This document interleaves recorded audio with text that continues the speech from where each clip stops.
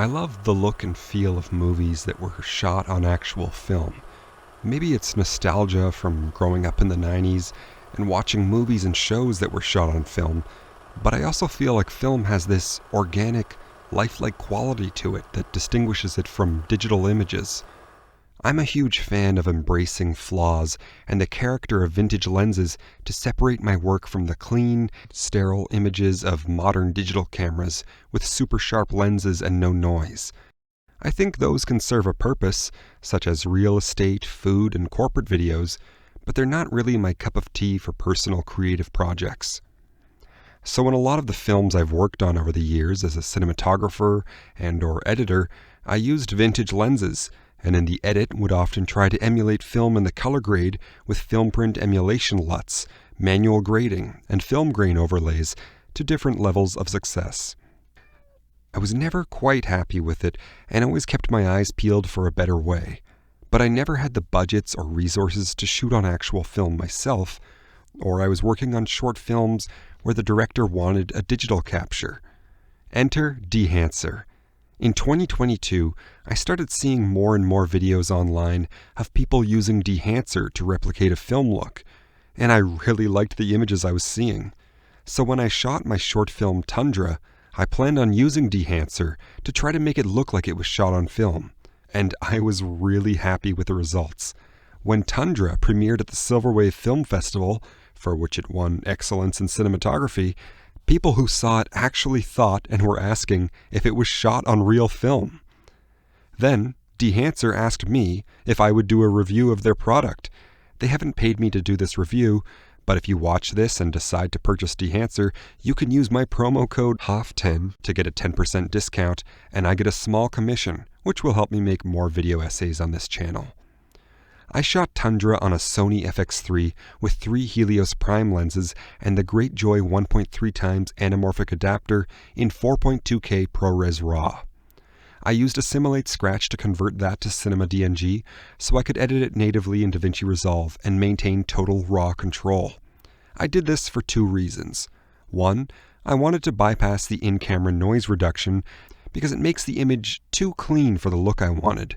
And 2, because the film takes place in a snowy post-apocalyptic Earth, I wanted to make sure I'd retain all the information in the image for highlight recovery and maximum dynamic range.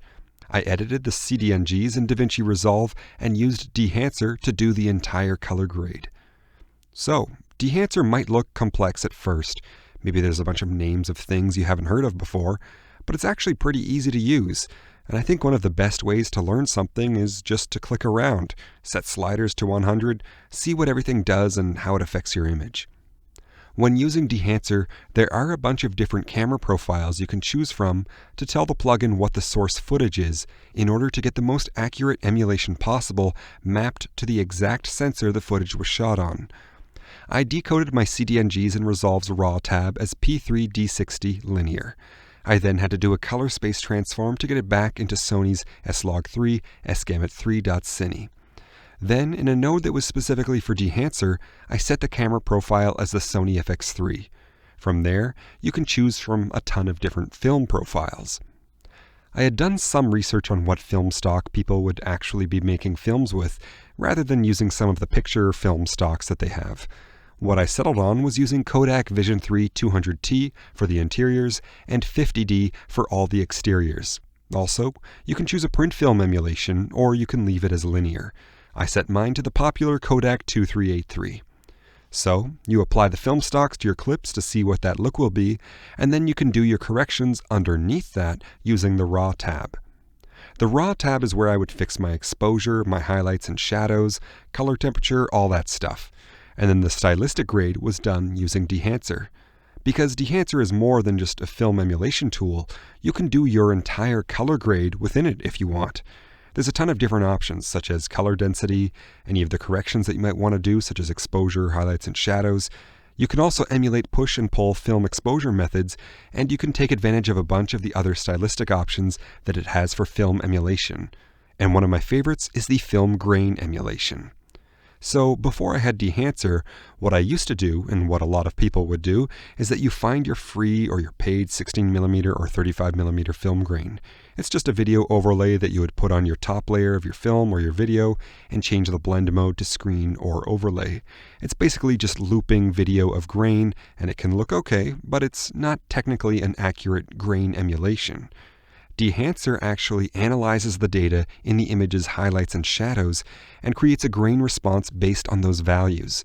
When you're shooting with actual film, you'll see a different grain response to the exposure of the image, not just one grain pattern. You choose the type of grain. In my case, I was trying to emulate 35mm. You have options for other formats such as 8mm, 16mm, 65mm, but really you need to decide what the look is that you're going for and try to be accurately emulating your image according to that. So if you're shooting on a full-frame camera, 8mm film grain isn't going to fit the look. For me, the goal of Dehancer is to make a believable film emulation, so I wanted it all to be accurate. There are other modules you can enable, such as gate weave, which is from when you're shooting on an actual film camera. There's a subtle wiggle from the film rolling through the camera quickly, so it's just kind of creating a tiny hint of motion on your frame. There's film damage like scratches, film breath, a bunch of different options. I've also used Dehancer in another video, which you can watch soon on my channel if you subscribe and hit that notification bell, which is a comparison of shooting on real Super 8 film and shooting on digital Super 8, which was a modified GoPro 7 that can take C-mount and CS mount lenses. The sensor on that camera is the same size as Super 8 film, so you get a similar field of view. You can also shoot on that camera in 4:3 mode. So I used Dehancer to do a side-by-side comparison of film versus digital, and I'll have a link in the description once that video's up. In my personal opinion, Dehancer is best used as the icing on the cake. If you're trying to craft a film look, there are a few things you should do in camera, as well as adding Dehancer in post. So, keeping in mind that when shooting on film back in the day when it was the only option, they generally weren't using super sharp photography lenses, which is what a lot of people use now because they're more affordable than cinema lenses. You can see what it looks like here when I've got Dehancer on a Sigma lens that's super sharp versus Dehancer on a vintage prime lens. And it might be subtle to you, but when looking at it I can see the difference, and to me, the vintage lens looks a lot more believable as real film. The vintage lens is already giving you some of that look of a bit of softness, a tiny bit of chromatic aberration, and Dehancer just adds to that to sell the look of it being shot on film. It's important not to go overboard with the look. One thing to keep in mind is that when it comes to grain, YouTube will hide a lot of it due to their compression. If you upload your video to Vimeo, you'll see the grain a lot better. So I'll put a link in the description for the same video on Vimeo. So I'm definitely a fan of Dehancer. I got it for my short film Tundra, and since then I've used it for a ton of other stuff because I really like the film look, the grain, the halation, and the highlight bloom that it adds to my images. If you want to give Dehancer a try, use coupon code HOFF10 at checkout and you will get 10% off your purchase, and I will get a small commission. Dehancer is available as a plugin for most major editing softwares, and they're constantly updating and adding new camera profiles and optimizing their features. If you found this video helpful, please give it a thumbs up and let me know in the comments if you have any questions or if there's anything else you want me to cover. Please subscribe to my channel. I have some cool videos coming very soon, such as the real Super 8 versus digital Super 8 comparison, finding a cheap digital Bolex alternative, and more.